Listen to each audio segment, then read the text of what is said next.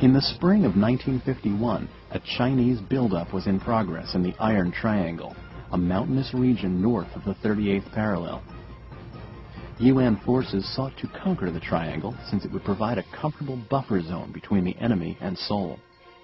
But its borders were heavily guarded and tough to crack. Far East Commander Ridgway knew the Chinese were planning a major drive from the triangle, so he assumed a conservative offensive strategy in the approaches to it. After facing the Chinese for 6 months, his troops knew how they operated. They would come hard, and then suddenly not at all. They were vicious fighters, but only in spurts. So Ridgway drew a series of lines leading up to the Iron Triangle that would mark the stages of his planned advance. When the troops reached one line, they would use it as a jumping-off point to push on for the next. If they had to fall back, the previous line would be a place to stop and shore up defenses so that the retreat wouldn't pick up speed. Each line was named for an American state.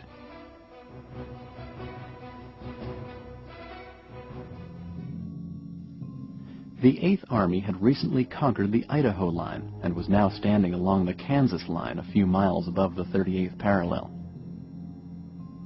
The next goal would be the Utah Line, an extension of the Kansas. Finally, the Wyoming Line lay at the base of the Iron Triangle.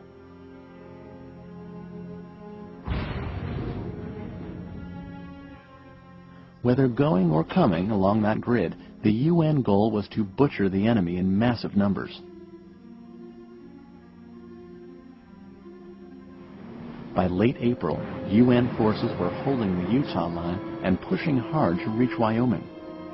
Then the second Chinese wave suddenly broke.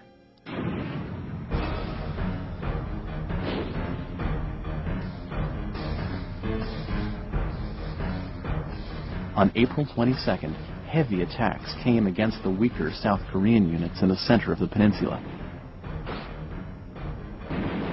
The Reds again threatened to split the UN front in two, but the new phase line retreat strategy worked.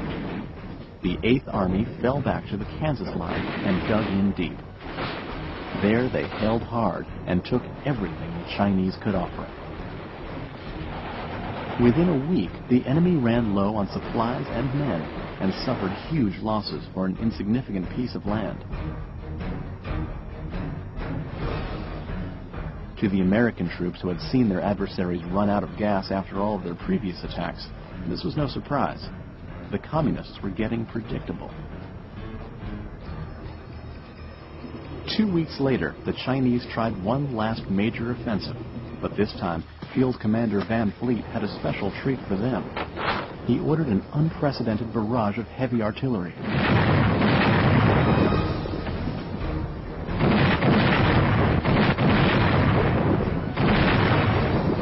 In a single 24-hour period, one battalion fired off more than 12,000 rounds, an all-time record. Teams of troops operated an assembly line of ammunition, sending an endless succession of shells airborne. 35,000 Chinese were killed or wounded, at a cost of only 900 UN servicemen. The bombardment is remembered today as the Van Fleet Load. The general's aim to expend steel, not men, had come to fruition. UN firepower was beating Red manpower. In June, Van Fleet's forces made it to the Wyoming line. Their advance was moving so fast that they overran active communist bases and took thousands of prisoners and supplies as they went. But when they tried to break into the Iron Triangle itself, they collided with a steel wall of enemy resistance.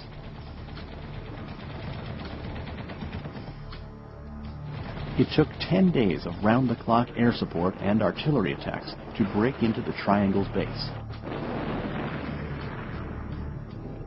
But once they cracked the foundation, the whole house collapsed. 2 tank forces drove northward and took full control of the triangle, putting the UN in their best position since the Chinese entered the war. It was an ideal field position to bring to the truce table. total victory over the Chinese might take years and cost countless American lives.